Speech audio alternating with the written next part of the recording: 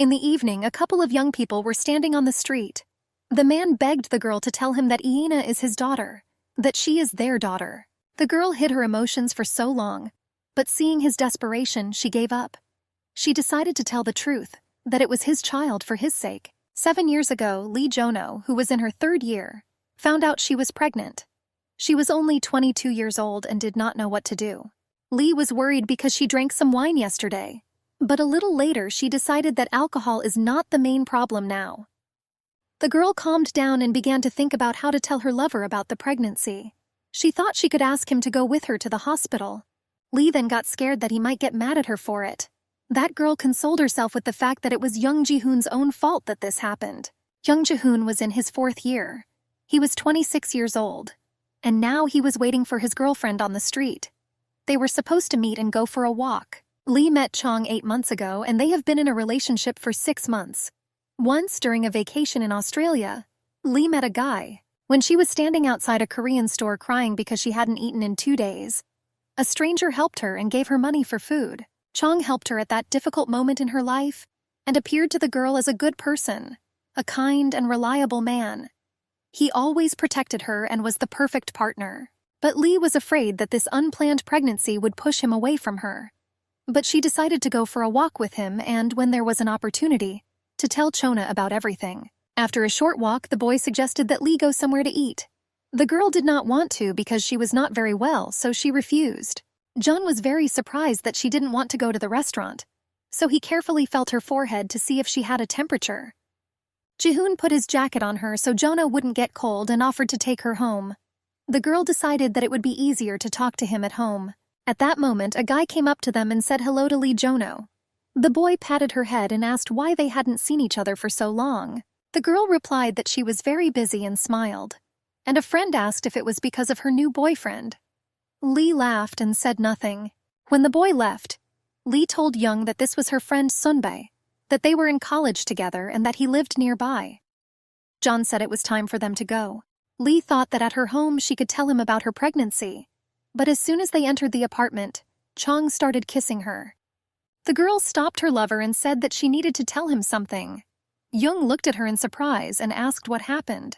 Lee really wanted to confess, but she couldn't. The girl said that she was very hungry. The young man was again surprised and asked why she refused the restaurant then. John suggested that Lee have dinner together. The husband prepared pancakes for his beloved, and after a while their plates were already empty. After dinner, Jong asked Lee how she was doing now. The girl said that everything is fine. Then the man said that it was time for him to go on business. He said goodbye and headed for the door. Suddenly, with his side vision, Jung saw some strange object on the chest of drawers. When he got closer, he saw that it was a pregnancy test. The man asked Lee what that meant, but the girl was silent. Then John walked up to her and hugged her tightly. He said that everything is fine and she needs to rest. Young promised to call her in the evening because now he has to go urgently. The man kissed her on the forehead and left. Lee lay on the bed with the phone in her hands. Late at night, he finally called. Jung suggested that Lee go to the hospital together. The girl was afraid that her husband would demand an abortion, but Jung said it was necessary to get the pregnancy diary. Then Lee was very happy and admitted to her lover that she was worried that he would be angry. The man replied that everything is fine. He added that they would meet tomorrow and go to the hospital together. Young was holding a wedding ring in his hands and wanted to confess his love to Lee, but he just wished the girl good night. The man decided that he would tell her about it tomorrow. Even though it was unplanned, Jung wanted to make an impressive proposal. The next day, Young decided to leave the apartment a little early to buy flowers for Lee. While he was getting ready, his mother called him. She asked her son if he was busy. Jung replied that he was a bit busy. Then the woman asked why he drove so fast yesterday. The man replied that he had some urgent business. Mother said he always says that. She asked him to come and have dinner with his father. Young replied that he would come to them soon because he wanted to introduce them to his girlfriend.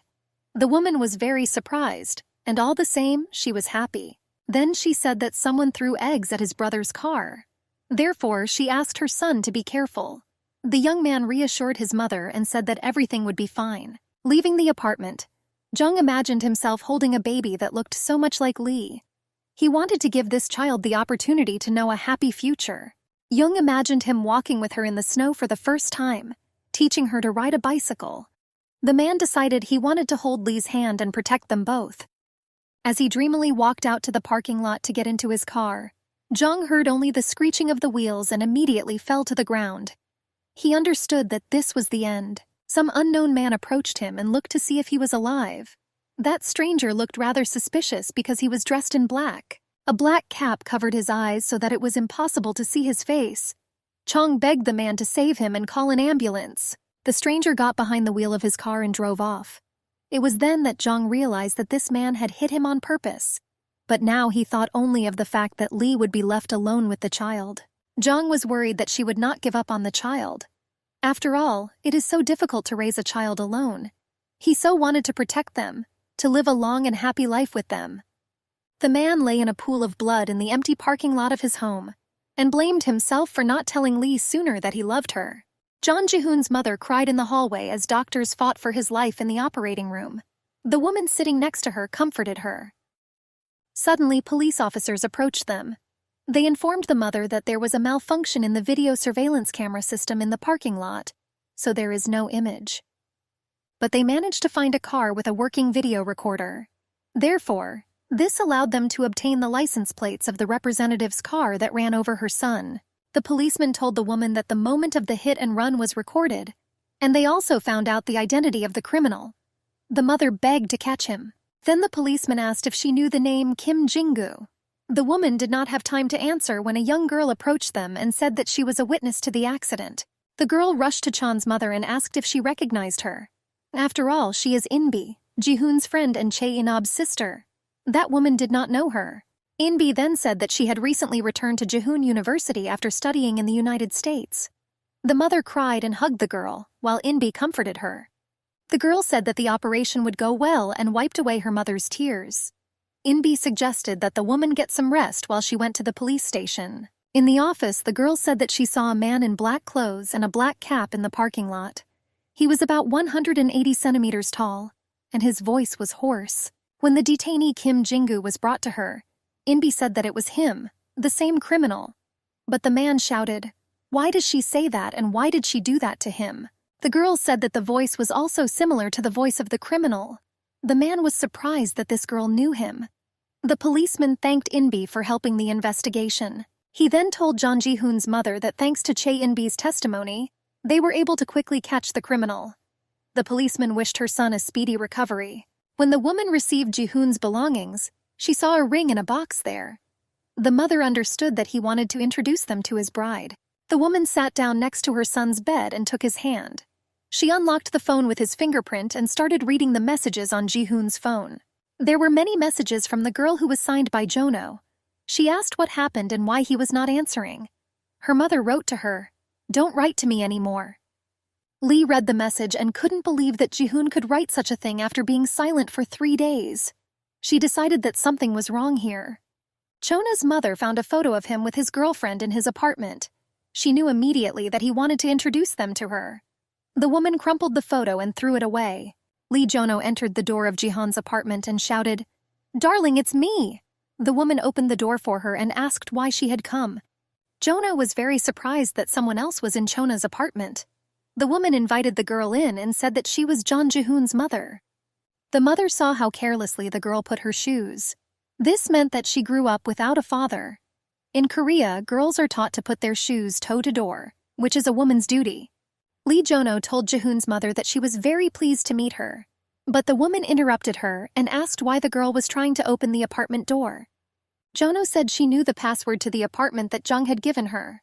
The woman said she changed her password so she better get out of here. The girl said that she was very worried because Ji-hoon had disappeared. She asked her mother what happened to him. But the lady replied that she was fed up with him. That is why he sent his mother here in order not to even meet Lee in person. The woman told the girl to get out of here as soon as possible. But Lee Jono grabbed the woman's hand and begged her to at least call Ji-hoon. Cho's mother broke away from Lee and told her to forget about her son. The mother sat over her son's bed and cried. The operation was successful, but 15 days have already passed, and Ji-hoon has not regained consciousness. Inbi came to the ward and persuaded the woman to go and rest for a while. She told her mother that Ji-hoon should wake up and see her beautiful and tireless face. The mother agreed and left, thinking that this girl was the perfect match for her son. Judge Chae Sobok's well-educated daughter is who her son should be dating. When the woman left, Inbi sat next to the bed and looked at Ji-hoon. She considered him a very handsome man. The girl really wanted to kiss him. Inbi thought she could kiss Ji-hoon without anyone seeing. At that moment, a guy entered the room. He asked the girl what she was doing here. It was Park Sung-gyu, Young Ji-hoon's high school classmate. They also studied together at the university and served in the army. Inbi didn't like Puck, so she also asked why he came here. He answered in surprise that he had come to see a friend. Park added that he had heard that she witnessed the accident. The guy said that in this case it seems strange to him that the accident happened at 14 hours and 10 minutes of the day. And in her testimony, 14 hours and 30 minutes. Park asked Inbi why she waited so long to report the accident. The girl replied that her phone was discharged. That's why she reported that she was just able to turn it on. The boy then said she could have found a security guard in the parking lot and told him what had happened. Suddenly, Inbi screamed that Ji-hoon had regained consciousness. As soon as Young removed the breathing mask from his face, Park asked him if he could see and recognize him. Ji-hoon shocked his friend by asking who he was. The guy told that they were friends and studied together, and then served in the army. Surprised, Ji-hoon asked Park if he had served in the army. Ji-hoon's very excited mother ran into their room. She hugged her son and said that she was very worried about him. But the boy lost consciousness again. The doctor told the woman that the patient does not remember only the last few years. He thinks he is 23 years old. Therefore, it is very important to avoid stressful situations now. Ji-ho's mother and Inbi went to drink coffee on the first floor of the hospital. The woman said that Ji-hoon does not remember the last 3 years of his life. Upon hearing this, Inbi pretended to be upset and said that it meant he didn't remember her. The girl added that he once loved her, but now he is unlikely to remember it. The woman was very happy and suggested that she try to start all over again. Inbi was happy to have Jeon's mother on her side and promised to try to mend her relationship with Ji-hoon. When the young man woke up again, his mother asked him how he was doing. Ji-hoon replied that it was not very good. Then the woman asked if he had seen Inbi. He asked if she was Chae-inob's sister. The mother was glad that he remembered her and said that she sat by his bed every day, waiting for him to come to his senses. She also said that they liked each other, and he suggested that Inbi meet him before she left for America. Ji-hoon was very surprised by this. He told his mother that it was strange, because he didn't like Inbi at all. Then the woman said that maybe he said that just out of politeness. But the mother added that this girl is very kind and beautiful, and besides, she treats his mother very warmly. After these words, the young man grabbed his head and screamed in pain. The woman asked what was wrong, and Jung said he had a very bad headache. It always seemed to Ji-hoon that he had forgotten something very important. Lee Yono approached the hospital. On the street, she saw a happy couple who were happy that they would soon become parents. Jono ran home and cried all night. She understood that she would not be like others. Lee knew she would be a single mother, just like her mother. Suddenly, Ji-hoon's name flashed on her phone. Jono happily and excitedly answered his call. She immediately asked what happened. The voice on the phone answered that he was fine. The girl asked her lover where he was now so that she could come. But the man said that his mother had already said everything for him. Lee didn't know if it was really him. The voice seemed to be Ji-hoon's. He then told her not to try to find him and to live her life without him. Jono couldn't believe it. It seemed to her as if it was just someone's evil joke. Here, the little one turned 1 year old. She has already started calling her mother. A little later, the girl learned to run. Jono rejoiced at every success of her daughter. Gina already goes to kindergarten and is going to go to school next year. She is 5 years old and very sweet and inquisitive. She also likes to sing songs to her mother. Gina has many friends and enjoys life. Jono is no longer waiting for a phone call from Ji-hoon. She is simply raising their common daughter alone. During a walk after kindergarten, Gina showed her mother a machine with balls. Jono gave her daughter a coin because she knew she really wanted to play. When the girl threw money into the machine, a transparent ball with 2 small bouncy balls fell out. One ball was white, and the other was black. Gina said that it turned out what she wanted. The girl liked the fact that the balls are like checkers in the game of paduk, which she loved very much. Jono was happy to have such a wonderful daughter. She no longer waited for Ji-hoon to call her. Now she had Gina, and that was the most important thing. Lee brought her daughter to a cafe with her grandmother, her mother. Grandma fed her girls deliciously. After dinner, Jono wanted to wash all the dishes, but her mother forbade her. The woman told her daughter that it was time for her to go home, because tomorrow is her first day of work at her new place. But Jono disobeyed and helped her mother anyway. The next morning, Jono took Gina to kindergarten and called her friend Sunbae. She told him that she was already leaving for a new job. Then the man said that she would have to find the office of the Mex company. The girl was surprised, because she was sure that she needed the company Sana. Sombi said that the Sana company was bought by the Mex company, and it happened so quickly that they decided not to draw up an employment contract for Lee Jono again, but to immediately transfer her to Mex.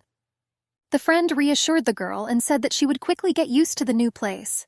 He also added that this company is even more suitable for her career. Sunbae said that he will come to her soon, but for now she has to go there herself.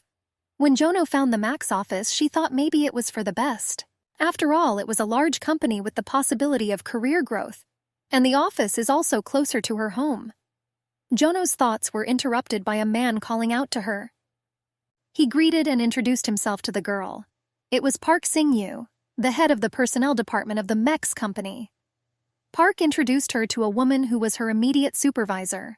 Song Miran was the head of the second production team, and Lee Jono was the new copywriter on her team. The women quickly found a common language and went to the elevator. Miran seemed to Jono to be a very kind woman. In the elevator, she asked the girl if she was upset that she got to another company. Then the woman explained that they urgently needed a copywriter, so they had to get her here quickly. The manager introduced Lee Jono to her new colleagues and showed her the workplace. She told Jono that Sun Ki-hoon, a graphic designer, would tell her everything. A little later, Song Miran asked Ki-hoon if he had Director Jung. After learning that he was in the office, Miran told Lee Jono that they should go to the principal to say hello. While they were walking down the hall, the woman told them that they had a new director. That's how she found out that the director of the company is the son of the chairman of the group of directors of the Mex company. After seeing the director, Jono realized that life is so unpredictable. His body, his face, his hair. It was definitely him. Jono had no doubt that standing before her was the father of her child, Young Ji-hoon. She almost passed out, and he picked her up. Lee had imagined their meeting many times. She wanted to touch her beloved husband for so long, but every time she pushed those thoughts out of her head, Jono promised herself that she would not doubt it, even after meeting him. But it was very difficult. Sun Miran saw that the newcomer was not well and approached them. The manager introduced Lee Jono to the director as a new copywriter from the second production team. The director said it was nice to meet him and shook Lee's hand. The mother was pulling her son by the hand, and the boy was crying because he didn't want to go to the Paducah Club. The woman said he liked the game on TV, so she had already paid for the round. After much persuasion, the boy agreed to try, but under the condition that his mother would allow him to go for a walk after classes. Sitting down at the table, he continued to cry. Then Gina, who loved to play paddock and also attended this club, approached him to get to know him. The boy's name was Park Dobin, and he attended the same kindergarten as her. Gina asked which color he liked best. Puck chose black. Then she placed a white pebble and the boy made a move with black ones. The girl asked why he was crying if he knew the rules of the game. Gina smiled at him, and 6-year-old Dobin thought that he had never met such a sweet girl in his life. When Dobin joyfully ran out of the office, his mother was very surprised that he was not crying. She patted his head and asked him if he had fun in class. The boy asked his mother if she fell in love with his father at first sight. The woman was surprised that he was asking this, and Puck admitted that he had just felt the same way. Ji-hoon sat in his office and could not understand what was bothering him so much. He could not forget the look of that newcomer, a copywriter from the second production team. It seemed to him that he felt some discomfort being next to her. When the assistant brought the lists of workers to sign, Jung saw her name again. He asked the employee if this girl had passed a medical examination before employment. Song Miran replied that she definitely passed it, because it is mandatory. Then the principal asked why she almost fainted when she saw him. Is it possible that she has health problems? Miran replied that everything is fine with the girl. She said that she felt much better after they left. The assistant assumed that the girl was simply nervous before the meeting with the director of the company. But Director Joan did not believe it and asked Miran to bring Lee Jono to his office. Sun Miran approached the girl at the moment when a colleague was explaining something on the computer. When the woman told Lee that the director wanted to see her, the girl was surprised and scared at the same time. She said that she was going to the manager's office by herself, but Moran said it would be better if they went together. As they walked down the hall, Jonah wondered why he had called her after pretending not to recognize her. The girl thought that maybe he would want to release her, and he will tell her how then so that she is not an obstacle in his life. When they entered the office, the principal asked Lee if everything was okay. Jonah was silent because she did not know what to answer. The man explained that she looked very tired, so he asked how she was doing. Then he assumed she was upset. The director asked the girl if she did not regret joining their company, because she got a job at Sana and ended up at Mex. Jung Ji-hoon continued to praise his company, and Jonah didn't understand why he called her. Then the director asked if she would cope with her duties. Lee Jonah replied that she would try. That's when they said goodbye. At the end of the workday, Park Seung-yu came to pick up Ji-hoon to go home together. Shing-yu noticed that his friend was somewhat agitated and asked what happened. Ji-hoon replied that he had a new employee. Park said he knew about a new copywriter. Young said that the girl turns pale every time she sees him. Shing-yu replied that it was not surprising because many people are afraid of their leader. But the strange thing is that he was interested in this girl. The young man asked if he liked her. Ji-hoon didn't answer, then Park Seung-yu invited him to his place for dinner. He added that his mother invited him. Young Ji-hoon told his friend to just ignore his mother's words. Puck asked how this is possible if a mother is the most sacred thing in this world. Ji-hoon said goodbye to his friend and got into the back seat of his car. The driver took him home and he reflected on the fact that his whole life was a lie. Such a life does not seem bad even after memory loss. This is a life where you don't have to try hard to keep your place. This is the life he lives so boringly. Arriving home, Ji-hoon undressed and sat on the sofa. He could not forget the face of this girl, and the name Lee Jonah caused him some strange feelings. The man had many questions to which he could not find answers. Suddenly, the door to his room opened. Lee Jonah walked over to the sofa and sat down on it. She started kissing him and the man woke up. He realized he had dozed off while sitting on the couch. Ji-hoon thought he was going crazy for her. Jonah was walking home and angry at Ji-hoon for pretending not to recognize her. The girl decided that this was no longer the man she knew. Lee Junho thought that he was actually the way he was now. And earlier she was familiar with his false image. The girl had no idea that he was from a wealthy family, but she quickly dismissed these thoughts. Approaching the door of her apartment, Jonah was happy to have Gina, and she didn't dream of anything else. The girl ran up to her as soon as the door opened. She hugged her mother tightly and did not let go for a long time. Grandma asked Yono if she was working too much. Lee replied that the first day of work was not easy. Jono then asked her daughters if they had fun at the paddock lessons. Gina happily told her mother about her new friend. The girl was a little upset that his mother was taking him to classes and waiting there. Jono asked her daughter if she resented her. Gina answered that quite a bit. The mother apologized to her daughter and hugged her, sitting on the couch. Lee Jono wondered how good her daughter would be if she had a father. She wondered if it could be that he didn't know that she had given birth to Gina. Lee assumed he wouldn't have abandoned them if he'd known their daughter was born. Then Jono wondered if she should quit the job. She decided that she would still work so that it wouldn't happen there, because she needed money to raise their daughter. At breakfast, the mother noticed that something was bothering her son.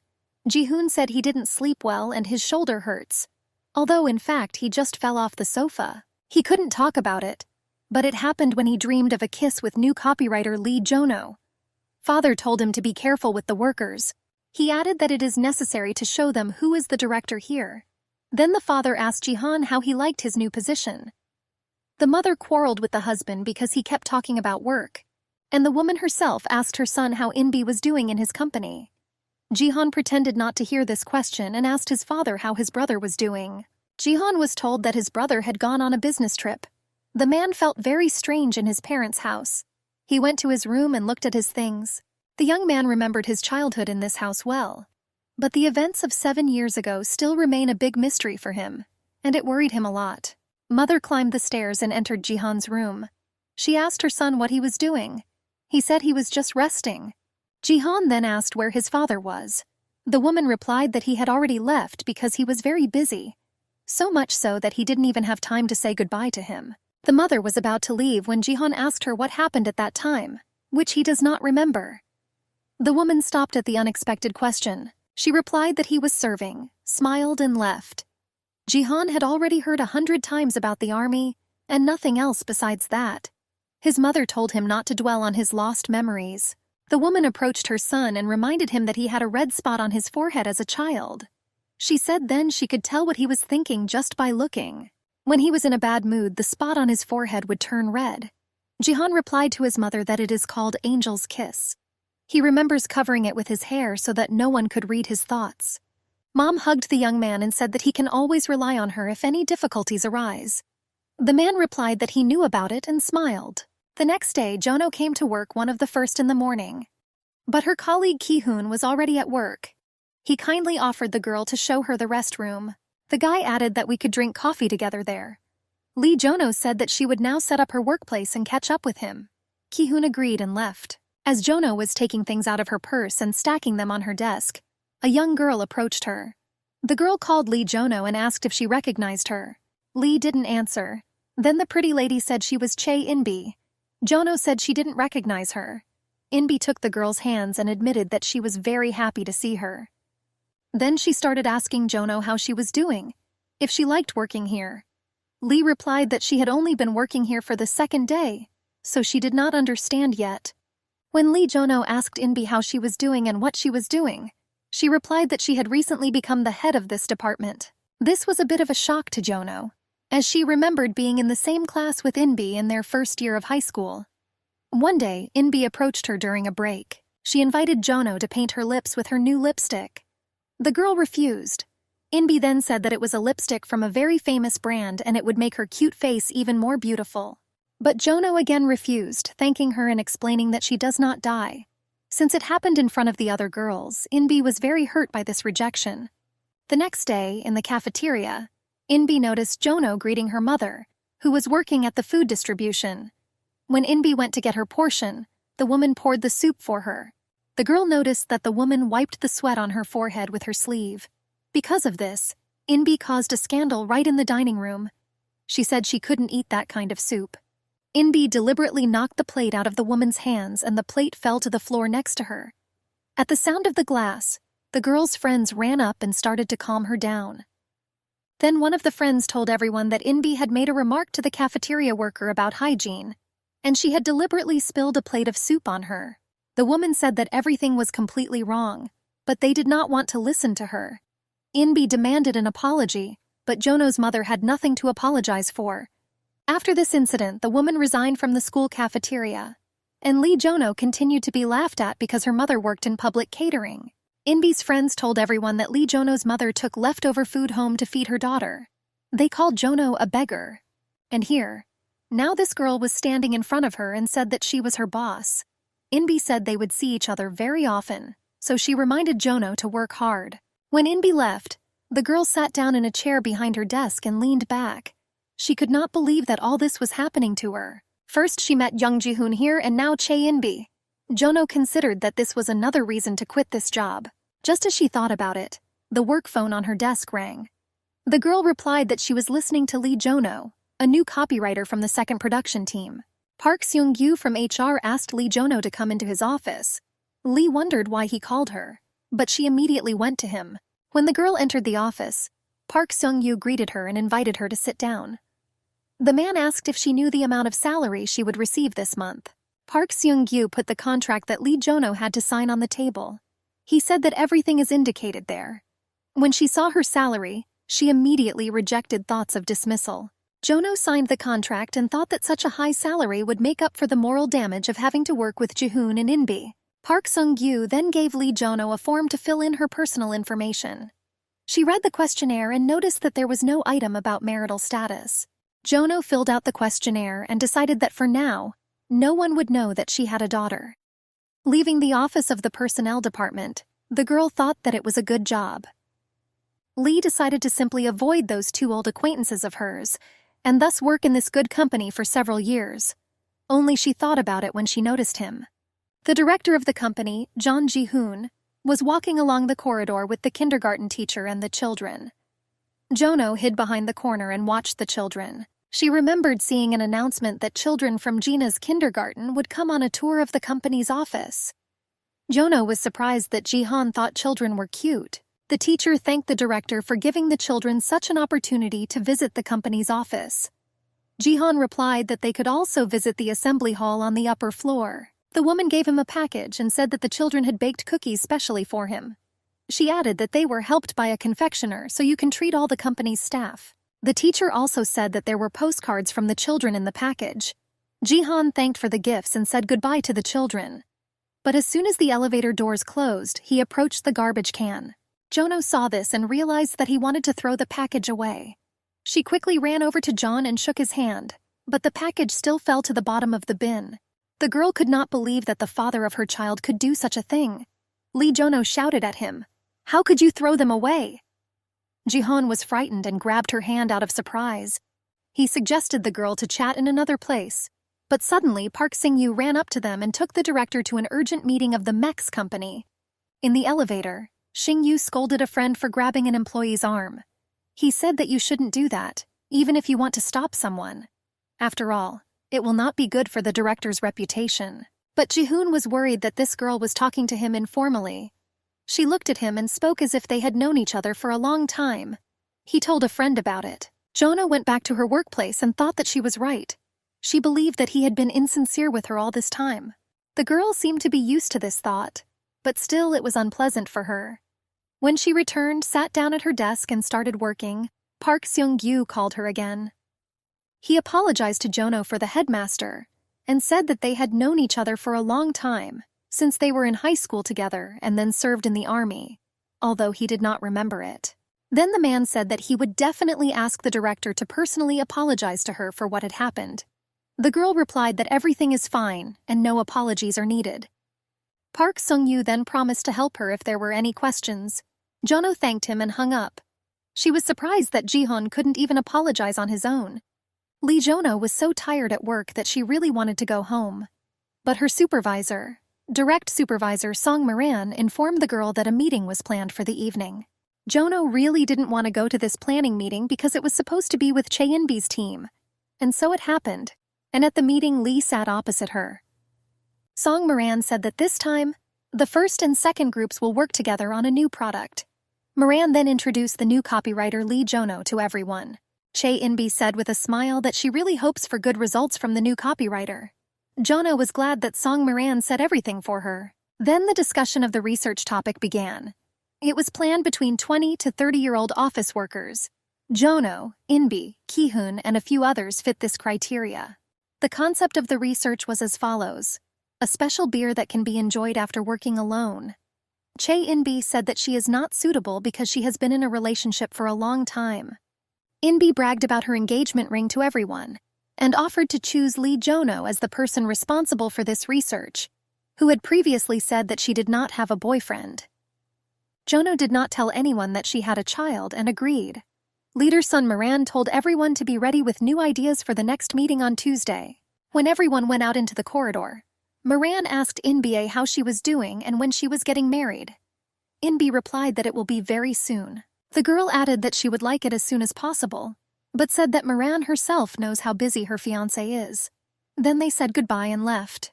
When In-bi left, Song Moran told Lee Jono that she saw the girl grab the headmaster's hand and how he threw away the children's gifts. Jono replied that she shouldn't have done that, but neither should the director. Song Moran then said that his situation was a little different from theirs. Lee Jono asked what she was talking about. Miran revealed that Jung Ji-hoon once had a hit-and-run accident and was seriously injured, as well as losing his memories of the past 3 years. Jono then remembered Park Seung-gyu's words about Ji-hoon not remembering that they served in the army together. Lee wondered if he might have thrown away the children's gift because of that incident. She suggested that maybe he just didn't trust food cooked by strangers. After all, being in such a serious position, one must be very careful. Jono asked Moran if she remembered exactly when it happened. The woman said that she does not remember exactly, but she opened the article on her phone and showed it to her. It was an article about a drunk driving accident, and the fact that the victim is in serious condition. The article was published on November 3rd, 7 years ago. It was on this day that he promised her to stop by the morning of the next day and go to the women's consultation. Tears streamed down Lee Jono's cheeks. Moran asked if everything was okay. The girl thanked the woman for telling her everything. Jono ran to him without even saying goodbye to the manager. In the reception area, the receptionist informed her that the director had already gone to the first floor, and Jono ran to the elevator. She realized that he wasn't pretending not to know her. Jihoon didn't really recognize her, which meant he didn't know anything about their child, not even that it was born. Jono saw him on the first floor and ran up to him. Lee was so hurt by the fact that he did not remember her, and also from the pain he had to go through. The man understood that she wanted to tell him something. Lee Jono asked the principal if he knew who she was. Jihoon replied that she was his new copywriter. "John Jihoon, our daughter is so beautiful," she wanted to say. Jono was about to start telling him something, but Inbi walked up to them and took Jihoon's hand. She said that this is her classmate, their new copywriter. The girl was shocked that it was Inbi's fiancé. Jihoon asked if she wanted to tell him something, but Jono said that it was time for her to go and quickly left them. Inbi asked the man what happened and what they talked about. Young didn't answer, and then the girl asked him to be careful with Lee Jono, because she used to steal her makeup back in school. The girl added that Lee denied everything, although everyone knew it was her. She supposed that Jono might have changed, but it was still best to be on the lookout. Young Jihoon abruptly cut her story short and told Inbi that she was crossing the line. He left, and the girl remained standing in the empty parking lot. She knew that he would never love her because they were only pretending to be a couple in love. 4 years ago, rumors about their relationship spread among their acquaintances. This happened because the girl was always next to Jihoon after the accident. Then Inbi suggested that he pretend to be a couple in love without a real relationship. Jihoon agreed because he didn't like the excessive attention on him from girls, and the fact that his mother was always looking for a bride for him. He told Inbi that he didn't care, so she could say whatever she wanted.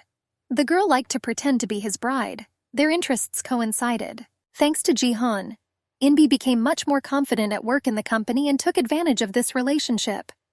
Everyone was jealous of her and her fiancé. Inbi bought herself an expensive engagement ring and showed it to everyone at work. The girl enjoyed what was happening. When the girl saw the announcement about the personnel change, she was scared. Then, calming down a bit, she remembered that Jihoon had become indifferent to women after the accident. He used to have a lot of girlfriends, but now he avoided relationships. Therefore, Inbi thought that Lee Jun-young would also be indifferent to the new Lee. She counted on the fact that after the accident he would trust only her, so she thought that she could easily become his wife. Young Jihoon sat in his office and looked at the cookies and the children's cards. He remembered this girl Lee Jono again. The man was interested in what she wanted to tell him. Jihoon thought that maybe Lee Jono wanted to talk about the time he grabbed her hand, but he didn't understand why she asked if he knew who she was. While the headmaster was tormenting himself with questions to which he could not find answers, Jono made herself a coffee and called her mother. She warned that she would be late at work today and asked if Gina had had dinner. Mom told Jono that she found her hairpin in the cafe. The girl asked her mother what hairpin she was talking about. The woman said that Jono lost the purple hairpin a year ago in her cafe, and now she found it when she cleaned up.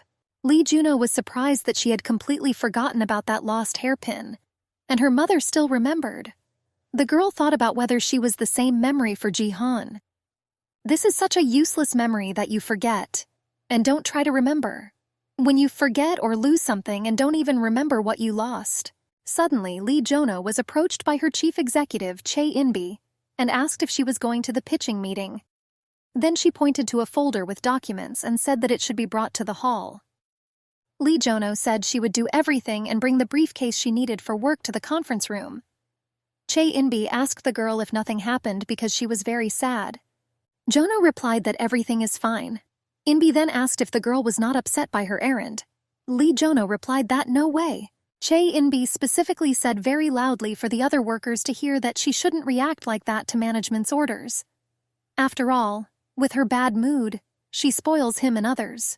Inbi added that she would take the documents herself, took them and left. Jono did not understand what was happening to her, why she was behaving like this, and who had offended her. Park Do-bin cried and ran away from his mother because he did not want to brush his teeth. When Dad came home, he immediately took Do-yeon's youngest daughter in his arms. She was a very sweet child. While they hugged, Mom tried to get Do-bin to brush his teeth. She didn't know what to do anymore as she came up with some trick. Mom said she was going to have to tell his friend Gina that Dobin wasn't brushing his teeth and that he was still a scumbag. Then the boy quickly calmed down and ran to the bathroom. Dad asked his wife what happened to their son. After all, now he went and brushed his teeth himself. Then he asked who this Gina was. The woman replied that it was his friend from the paddock courses, and she is also a very smart and beautiful girl who was noticed even by the teacher. Park Sung-yu was very happy and said that they should be friends with this girl. Lee Jono entered the conference room and approached Chae In-bi with her documents. The manager asked her again if everything was okay. The girl answered that it was so. In-bi then told Jono that she had to watch her expression, or everyone would think there was something wrong with her. Lee Juno thought that she was somehow lucky that Chae In-bi hadn't changed at all. After all, now you can mentally insult her without remorse. At the conference, the issue of video communication delay was discussed. MindTalk technology significantly reduces video lag during a conversation. The girl who spoke said that this technology works effectively, even with a weak signal. The young man added that this is an excellent service for those who often use video calls. Director Young Ji-hoon entered the conference room and waited to continue the meeting, ignoring him. He sat down next to Chae In-bi and across from Lee Jono. Jono looked at them and wondered if they were close. 7 years ago, Young Ji-hoon had many women. He didn't even hide it. The girl was saddened by the fact that he had been dating her for only a few months, and he and In-bi had been together for probably 7 years. Pissing herself off, Lee decided not to be distracted, but later Jono noticed his gaze on her. The girl wondered why he was looking at her like that if his girlfriend was sitting next to him. One of the workers reported that the trade volume of product sales in 3 months was 5 billion won, excluding production costs and online costs. Director Young Ji-hoon told the girl that it was very good, and he would be looking forward to it. Lee Juno looked at him and thought that she could not hear such words from him. When Jono got home, it was very late. The grandmother said that the girl had already fallen asleep, waiting for her for so long. Jono was upset that she didn't have time to put it in. Lee Jono lay down on the sofa and told her mother that she felt like she was aging a year every day she went to work. Thus, in 3 weeks, she will be as old as her grandmother. The girl asked her mother for advice on whether she should quit her job. The mother replied that she could do it, but then she would also give up her cafe. Grandma asked Jono what happened. Didn't she like this company? The girl replied that it was a good company, but she was very tired of working late. The girl came out of her room to them and approached her mother. Jono was glad that Gina had woken up and said that they would sleep together tonight. Lying in bed, the girl asked her mother why she came so late. The mother apologized to her daughter and promised her to spend an interesting weekend together. Before going to bed, Gina told her mother that that boy, Pak Dobin, was following her around all the time now. Jono stroked her daughter's hair and asked if she had taught him the paddock today. Gina replied that they have a teacher who teaches all the children. Mom said that she had completely forgotten about it, but smiled. In fact, Jono would also like to have a teacher of her own, such a person who would tell her the right way to solve this problem. She quickly fell asleep, hugging her daughter, because the girl was her main person in this life. The next morning, Young Ji-hoon came to his office again.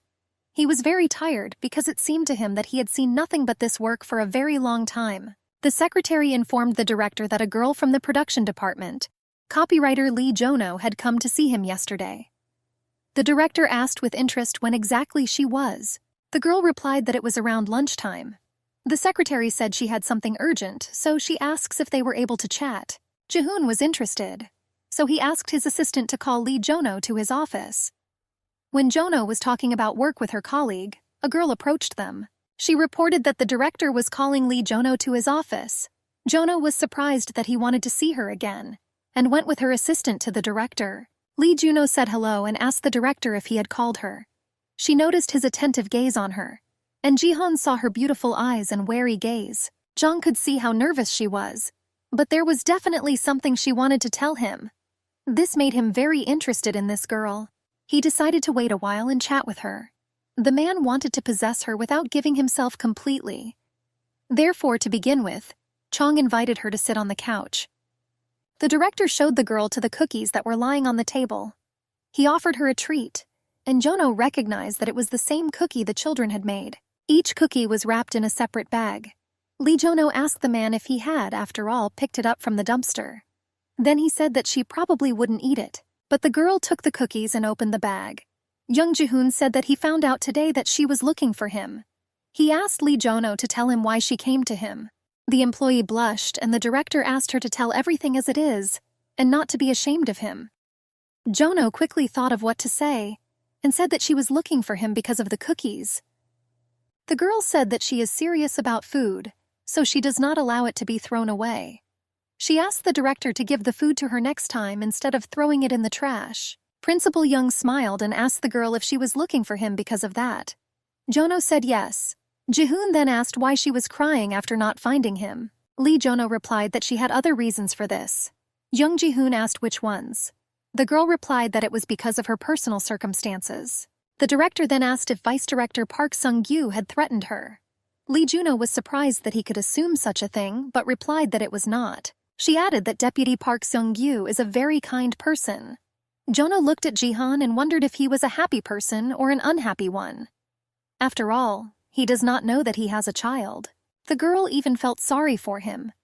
But suddenly she remembered that he had called her from the hospital on the day of the accident. Jono wondered who was calling her if Ji-han had lost his memory. Lee Juno wasn't sure if it was really his voice. But if someone did it on purpose, it means that they broke up because of someone's evil plan. Then the girl gathered courage and asked the director if he had heard of her or her name before. Young Ji-hoon joked and asked if she was in any popular commercials. Jono wondered if she should tell him now about herself and Gina, since he was getting married soon. But still, she decided that it is better to do it now than after the wedding. Lee Jono confessed to the director that she had to tell him something. At that time, a yellow school bus brought Gina to her Paducah lesson. The teacher from the kindergarten gave the girl to the teacher from the Paduk and went to pick up other children. Gina saw that it was not her teacher, but left with the girl. The girl in the cap said that she was her new teacher, took the girl by the hand and led her somewhere behind the building where the Paduk classes were located. Gina asked where they were going. The stranger replied that the courses will now be held in another place.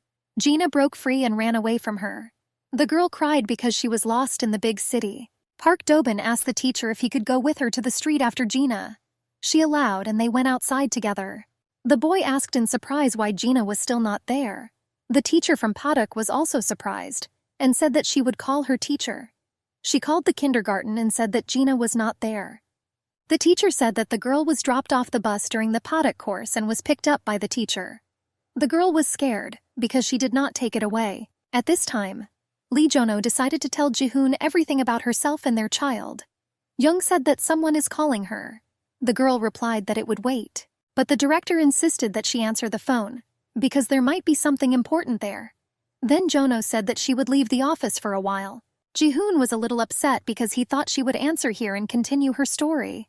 When Jono answered the call, she heard that Gina had not shown up for the Paduk lessons. She just heard that her daughter got off the bus near the courses and someone pretended to be a teacher. Jono came to the course as quickly as she could. The mother immediately asked the teacher if she knew anything about her daughter. The girl reassured her and said that everything was fine. Gina is with the policeman who will bring her here now. Jono almost passed out, and the teacher apologized to her for what had happened. Park Dobin's mother came up to them and said hello to Jono. She said that his son really likes Gina. Jono replied that she had heard a lot from her about Dobin and smiled. Suddenly they all saw Gina. The girl walked towards them holding the policeman's hand. It turned out that she found him herself, told what happened to her and asked for help. Thus, the policeman was able to find out where the Paduk courses were and brought her here. Jono hugged her daughter tightly and asked if everything was okay, if there were any scratches on her. Then the mother asked Gina where she had gone so far and why she had gone alone. The girl replied that she was not alone. She told about the girl who introduced herself as her new teacher from Paduk. The police officer said that the police are already dealing with this suspicious person. Jono was afraid that someone wanted to kidnap Gina. The policeman added that they were already checking the surveillance cameras and would let her know the results later. The girl thanked her husband for his help. Jung Ji-hoon was currently sitting in his office waiting for Jono to return. When a lot of time had passed, he went out into the reception room. The director asked the secretary where the new copywriter Lee Jono had gone. The girl replied that she had left a long time ago. Jung was surprised, but asked to call her again. After some time, the secretary reported that Lee Jono was not at her workplace because she had gone somewhere on business. Ji-hoon was shocked that she ran away again. The teacher cried and asked Jono for forgiveness because she gave Ian to a stranger. She said she should have checked better. Lee Jono said her daughter is fine, so everything is fine. But she asked the teacher to call the classes before giving Gina to the teacher. When everyone left, Dobin's mother offered Jono a ride home with Gina. Jono was so tired that she quickly accepted the offer with pleasure. They were sitting in the car and the boy's mother asked where to go. Jono said she had to go to the market first. The woman said that her parents used to have a flower shop there, and Jono said that her mother has a cafe there now. The boy's mother said that she knew this cafe, and added that she would have to stop by to say hello to his owner. Gina told her mother that in kindergarten they drew animals and she drew a deer. The girl asked to get her drawing, which is in the briefcase. When Jono took out the drawing, she saw another sheet of paper there. On the letter with the emblem of her company was written, "Father's appearance, mother's character. A child looks like both parents." Lee Jono was shocked because she realized that someone knew that she had a child with young Ji-hoon, and someone was watching them. The girl wondered if she should contact the police. She thought that it was unlikely that they would be able to help her, because this note did not carry any threat. Jono guessed that a person who knew about them with Gina could be very influential in this city. For example, like Young Ji-hoon's father or his mother. Kate interrupted her thoughts and asked Jono if she was working. When the girl answered yes, the woman said that she was incredible. After all, she manages to work and be a mother. Lee Jono replied that things were not so good because she just ran out of the office without warning anyone. And now she does not know what to do, and how to take her daughter to these courses in the future. Dobin's mother suggested to Jono that she could pick Gina up with Dobin from kindergarten and drive her to classes, and then take them home. They can play them at home until Jono can pick up Gina. Lee Jono replied that it was a very good offer, but she was worried that it would be too onerous for Kate. The woman replied that Gina is a very pretty girl, and Dobin obeys her much better than his parents. Jono then agreed to try and thanked Kate for her help. Jung Ji-hoon was sitting on the sofa in his study and pondering why Lee Jono was acting so strangely towards him. Park Sung-yu looked into his office. A friend asked the principal if he was going to go home. Ji-han remained silent. Then Sing-yu told that his son fell in love with a girl at first sight. Park Sung-yu said that he found it very funny. Jung Ji-hoon replied that only he found it funny. A friend asked what happened that made him so angry. The principal said he could go home. Sing-yu became upset and added that he didn't love him as a friend at all. Ji-han replied that he liked him. Jung added that this is why he allows him to be around, despite the fact that the young man was sent by his mother. Sing-yu was upset that his friend thought this about him. The friend replied to Ji-han that he does not appreciate what he has, and the people around him just pass by and mean nothing to him. The young man added that he wholeheartedly supports him. Sing-yu yelled at Ji-hoon and left offended. The last thing the man said was that he was on his friend's side, not his mother's. Ji-hoon was upset that he had offended his friend. Lee Jono took her daughter to kindergarten and asked her to be very careful with strangers. She reminded that one cannot go with them and take the food they offer. The girl replied that she understood everything. Then the mother asked what she would do if someone asked to help him. Gina replied that she would help. Jono cried because she had such a good daughter. She held the girl close to her and said that adults should not ask small children for help. As Lee Jono was drinking coffee at work by the coffee machine, a secretary approached her and asked if the director had it. Jono answered no in surprise. Then the girl asked Jono if she had not seen the note on her computer, but she did not see. The secretary said the principal has been looking for her since yesterday. Lee Jono completely forgot about it and quickly ran to his office. The girl was afraid that he would be angry with her because she ran away yesterday without warning anyone.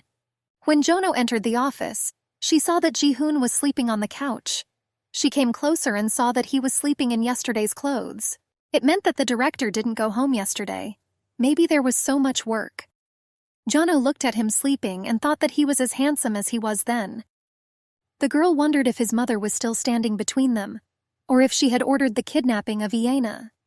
Jono cried and said that first she had to deal with the criminals who were threatening her daughter. First, she will ensure the safety of their daughter's life, and then she will tell everything to Ji-hoon. The girl was about to leave when the man grabbed her hand. Director Young Ji-hoon said that the girl woke him up with her kiss. Lee Jono was indignant and replied that she had not kissed anyone, but the director insisted on his point. Then the girl admitted that she was crying, and her tears fell on his cheek. The headmaster asked in surprise why she was crying over him. Jono quickly thought of something to say.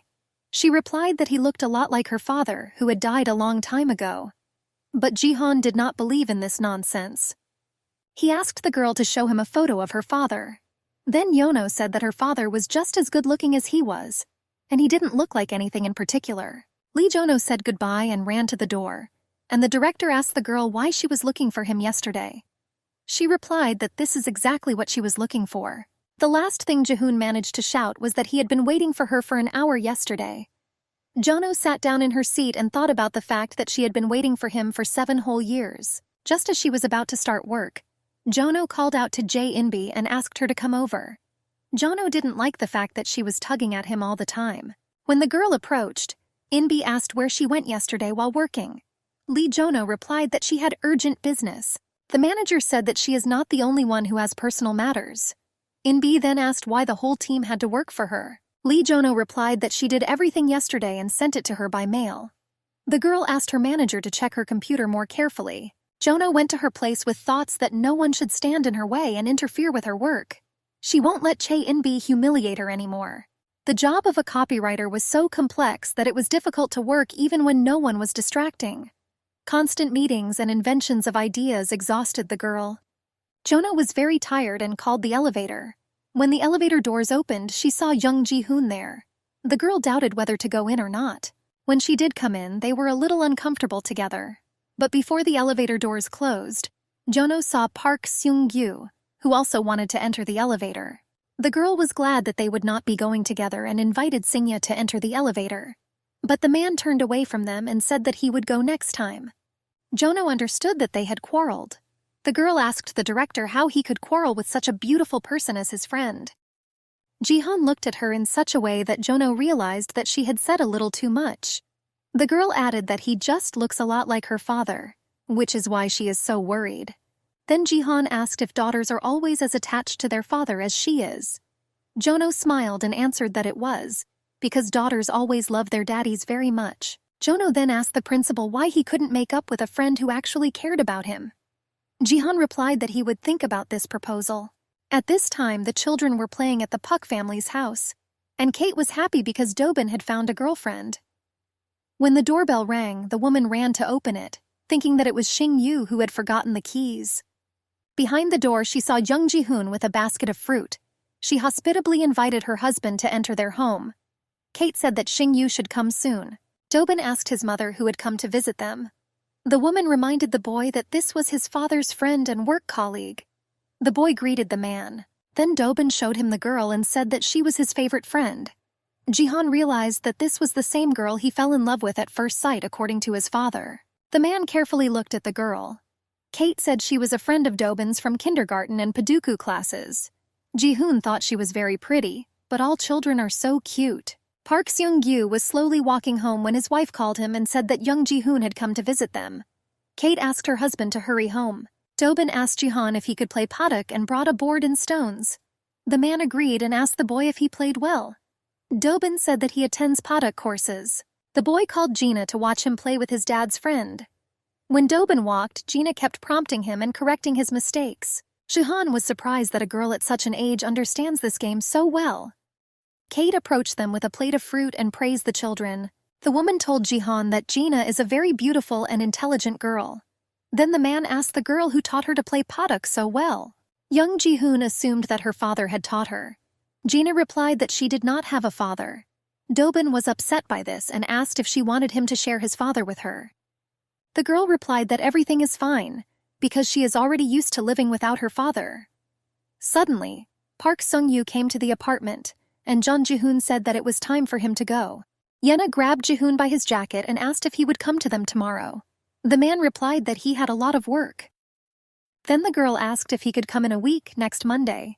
Ji-hoon replied that he would also be very busy. The girl asked if he was free on Monday in 2 weeks so they could play paddock again. Jihan agreed and left. He thought that children quickly forget everything. Lee Jono ran to get her daughter when it was already dark. She asked Kate if there was any trouble with the children. The woman replied that Dobin had become more obedient with Gina. Therefore, you can bring it every day.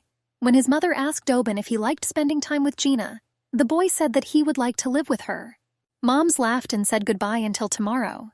As Jonah walked home with her daughter, she asked what she and Dobin had been doing. The girl replied that it was a secret. Jonah was a little surprised, because before they had no secrets from each other. Then Gina said that she would definitely have to go to Dobin, and especially on Monday in 2 weeks.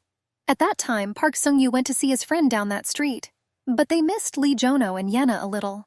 The men entered the bar and each took a can of beer. Jung Ji-hoon apologized to his friend, and the friend asked if he knew what he was apologizing for. Park Seung-gyu admitted that he was very offended that Ji-hoon believed that his mother set him up for him. He added that even small things can seriously injure a person, especially a person who cares about you. Sung-yu was very worried that Ji-hoon was not the same as before. 7 years ago, he was a cheerful person. The boy had many friends and many plans for the future. But because of this terrible accident, he fell into a terrible depression. It looks good on the outside, but his inner eye is very distorted. This is a young man who makes the wind chill in winter, but who still hides the warmth of summer. Xing-yu wanted to help him be happy. Park Sung-yu told Ji-hoon that he will always be there. The man thanked his friend for his support. Sung-yu then asked Ji-hoon why he decided to visit him. Ji-hoon remembered Lee Jono's words and replied that Sung-yu is very important to him. It was Jono who persuaded him to go home with an apology to his friend. The director walked into the conference room and saw Lee Jono having a cute conversation with her colleague Song Ki-hoon. Jung Ji-hoon asked the young man how much time he had before the meeting. Ki-hoon replied that there were still 10 minutes. The director then asked him to print out the minutes of last week's meeting and bring them here. The young man said that he would do everything, but left. Jung Ji-hoon sat down next to Lee Jono and told her that he reconciled with his friend thanks to her advice. As they rode together in the elevator, Jono said that Xing-yu was very important to Ji-hoon. The girl added that you should untangle the knot on your favorite ribbon instead of cutting it. Jono answered him that it was very good. Lee Jono herself would like someone to help her untangle her difficult situation. Song Ki-hoon brought the papers and Ji-hoon was upset that he came back so soon. The head of planning said that he wanted to hear new ideas from everyone present at the meeting. And after everyone is heard, the planning department will make its adjustments. Chae In-bi asked permission to start first. The girl said that people in their 20s and 30s, despite their energy, feel morally exhausted. Jung Ji-hong listened to her and twirled his pen in his hand. Jono, who was sitting next to him, was angry because it was a terrible distraction. Then his pen fell to the floor at her feet. The girl thought about whether he did it on purpose. And he did, despite the fact that his bride was sitting across from them. At this time, In-bi shared her idea that a tired young man finds a can of beer in the refrigerator sooner than food. After all, this is the taste of youth and healing after a working day. Jono reached under the table to retrieve a pen that had fallen. At the same time as her, Jihan also bent down for his pen. They touched each other with their hands. Manager Song Moran asked if it was too simple. The man from the advertising department said that there was a flaw in this idea. It was too risky. He added that existing beer ads feature a bar full of young people and a model drinking beer in the background. The man thought that you would not surprise anyone like that. Then Lee Jono offered her version of the ad. A bar full of young people is shown on TV. The audience thinks it's a noisy bar, but the volume gradually decreases and the sound of sips appears. Then they show the model calmly drinking beer in her room and watching TV alone. On her screen is a noisy bar, but it's actually a person just watching a movie and drinking a beer. Song Moran and the lady from the planning department praised Lee Jono. Everyone really liked her idea. Only Chae In-bi was mad that there was always so much attention around this girl. During the break, In-bi went to the bathroom. She turned on the faucet in the sink and pondered why Song Ji-hoon had been acting so strange lately. All the time when Lee Jono is around, the atmosphere between them is kind of tense. The girl remembered that note in Lee Jono's workplace about the director summoning her to him. In-bi did not want them to see each other, so she tore up the note. It seemed to her that after the accident, Ji-hoon had changed, and now only she understood him. Therefore, she thought that he would be hers. But In-bi didn't understand why he chose Lee Jono. A girl from the In-bi department approached her and asked why she was so sad. At first, In-bi wanted to chase her away. But then she had an idea and told Manny that she would tell her everything. But it was a secret. The girl replied that she understood everything and would not tell anyone anything. In-bi said the newcomer from the second group, copywriter Lee Jono, is her high school classmate. The girl replied that she did not know that they were so close. The manager replied that it was not quite so. After all, the girl comes from a rather complicated family. Inbi added that she tried to build a relationship with her, but she turned out to be a thief. She said she's the kind of girl who steals your identity and pretends to be you, and also likes to steal other people's men. Inbi admitted that she is very worried because Lee Jono often goes to Young Ji-hoon's office. Manny reassured her and said she would look after them. Sun Moran came out of the toilet and they were scared that she heard their conversation. Manny said that now the manager is going to hate Lee Jono because a girl like her took her husband in. She added that they were also colleagues at work. Inbi was satisfied that everyone would now avoid or hate Lee Jono, who hated her. Jono was playing with her daughter, but her mind was at work. The girl was worried that her colleagues seemed to avoid her, and even her manager, Song Moran, does not communicate with her. She was worried that she had done something wrong. Gina made Jono forget about work by yelling that it was exactly 1 week until her birthday. The mother replied that she could not forget that her beauty was turning 6 years old. She asked her daughter what she wanted for her birthday. Gina said that it will be enough for her that her mother spends this day with her, and not at work. Jono hugged her daughter and thought that she wished he knew about Gina. When Lee Jono gave birth to her daughter, she was very frightened to see a red spot on her forehead, like a burn. The hospital said it's called an angel's kiss. Doctors promised that the spot would disappear within a year, but sometimes it was still visible. In fact, Jono thought that Gina had turned her life into a paradise, just like in this legend. After a weekend at work, Manny approached Lee Jono and asked if she had heard of the corporate event. Jono replied that she had not heard anything like that. Then the girl said that an advertiser was found, who was holding a corporate party with a production group in a nearby bar today. But the account manager went on a business trip. All other employees are busy. Therefore, it is necessary for her to find out in which bar the corporate event will take place, and to talk to the advertiser. Previously, Jono would have refused to communicate with the advertiser, but now she somehow did not care. She agreed and went to work. Director Young Ji-hoon noticed that no one was at the workplace, and asked Manny why the second production group had no one at their workplaces. The girl replied that 2 workers had gone to print documents, and Lee Jono had gone to a corporate party. The principal asked in surprise why she went there alone. Young Ji-hoon called the HR department and asked for Lee Jono's employee contact information. Then he saw her on the first floor. It suddenly rained heavily, so Jono stood at the door of the office building and did not dare to go without an umbrella. Ji-hoon gave his umbrella to Seung-yu and went to her. A man approached Jono and asked if she had an umbrella. She replied that there is none. Then Ji-hoon suggested that she run with him under his jacket to the store across the street. Jono didn't want to get wet, so she agreed. Park Seung-yu went outside and saw them running together in the rain. He smiled because he was happy that his friend was alive again. When they reached the store, they were told that only children's umbrellas with ducks were left. On the street, Ji-hoon said that he would return this children's umbrella to the store. Jono said he could give it to her if he didn't need it.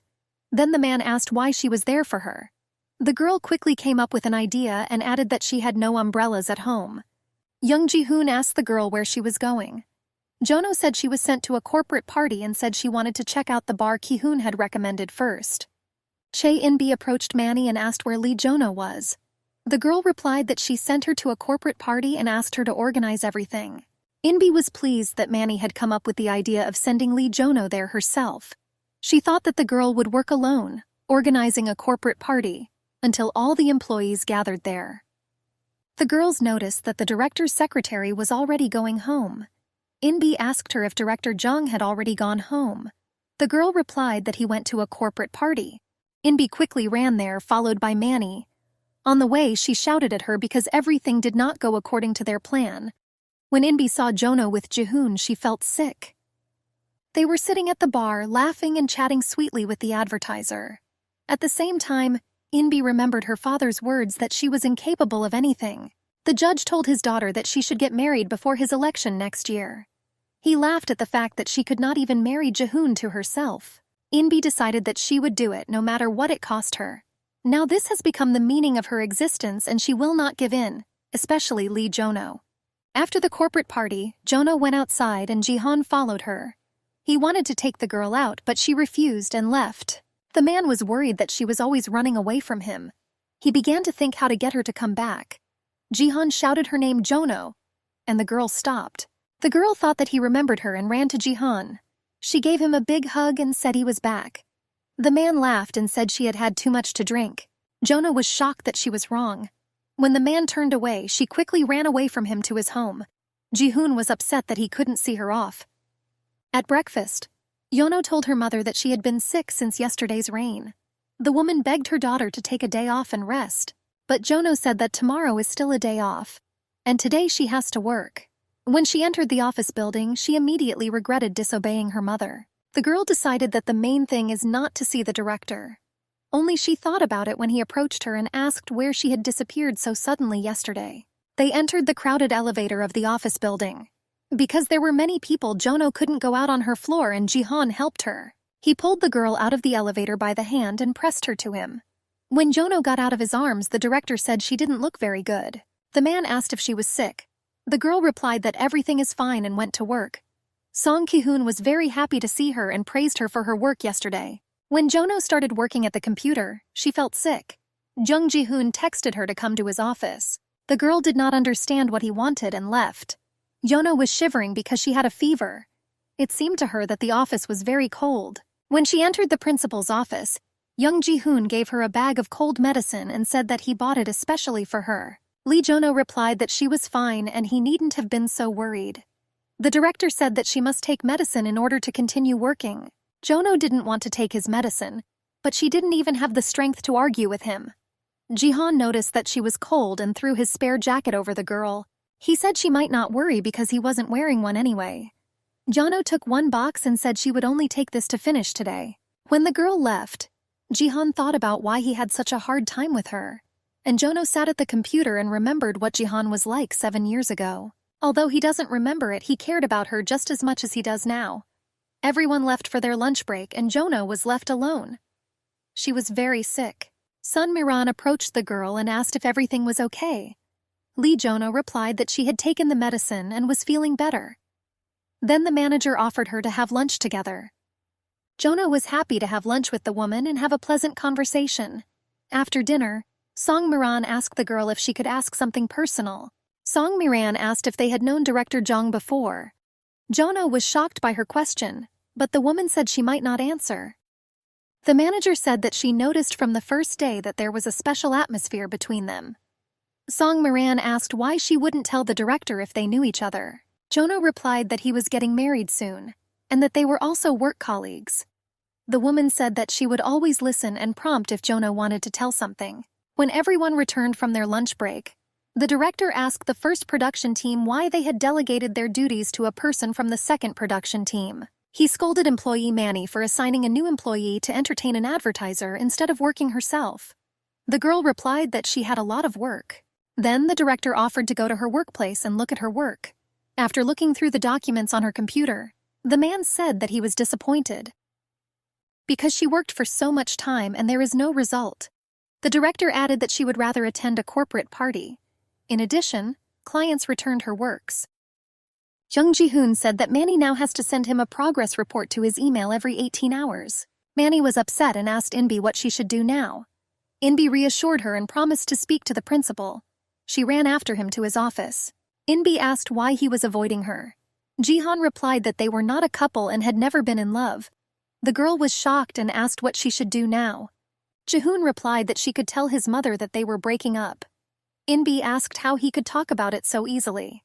He added that there was nothing between them. The girl ran out of his office and Park Seung-yu came to Jihoon and asked what happened.